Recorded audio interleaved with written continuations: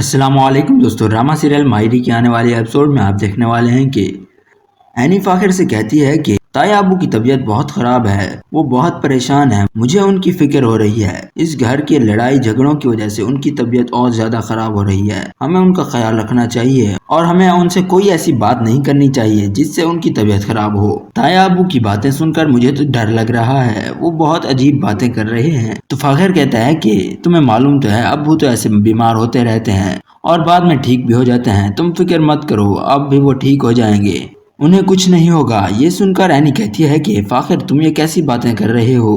ان کی طبیعت واقعی بہت خراب ہے، ہمیں ان کا خیال رکھنا چاہیے۔ اس کے بعد آپ دیکھنے والے ہیں کہ سائقہ اور فراز کی لالچ بڑھتی جا رہی ہے، اب ان دونوں کی نظر ظہیر کے بزنس پر ہے، وہ دونوں ظہیر کے بزنس میں بھی حصہ حاصل کرنا چاہتے ہیں، مگر حبیب فراز کو بزنس کے معاملات سے دور رکھنا چاہتا ہے۔ حبیب کا کہنا ہے کہ اتنے سالوں سے وہ بزنس کو سنبھالتا آ رہا ہے، آگے بھی وہی بزنس کو سنبھالے گا، اس لیے لالچی فراز کو یہ ڈر ہوتا ہے کہ اگر ظہیر مار گیا تو اس کا بزنس حبیب ہڑپ کر جائے گا اور ان کے ہاتھ کچھ نہیں آئے گا۔ فراز اپنی بیوی سے کہتا ہے کہ ہمیں حبیب کے بارے میں کچھ سوچنا ہوگا، یہ تو ہمارے راستے کا کانٹا بن چکا ہے، مجھے آفس میں جانے نہیں دیتا، اگر ظہیر کو کچھ ہو گیا تو وہ نہ ہمیں بزنس میں سے حصہ دے گا اور ہمیں گھر سے بھی نکال دے گا، اس لیے تم ظہیر سے بات کرو۔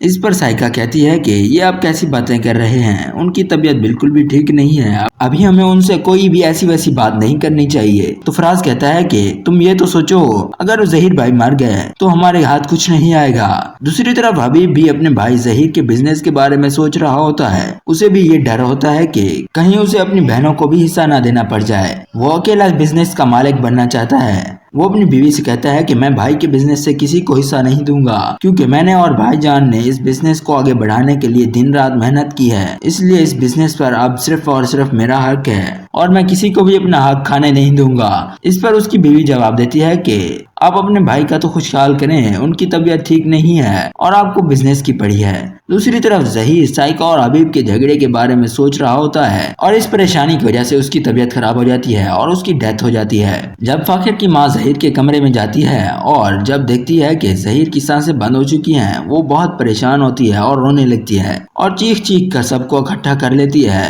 یہ دیکھ کر سب کو صدمہ لگتا ہے، خاص طور پر فاخر اور آریانی بہت زیادہ روتے ہیں، رو رو کر ان کا برا حال ہو جاتا ہے۔ حبیب اپنے بھائی کی آخری رسومات ادا کرتا ہے اور اب اس کے بعد سے اس ڈرامہ سیریل کی کہانی بالکل بدل جائے گی، آگے یہ ڈرامہ سیریل اور بھی زیادہ انٹرسٹنگ ہو جائے گا۔ اگر آپ کو ہماری آج کی یہ ویڈیو پسند آئی ہے تو اسے لائک کریں اور ہمارے چینل کو سبسکرائب کریں۔ شکریہ۔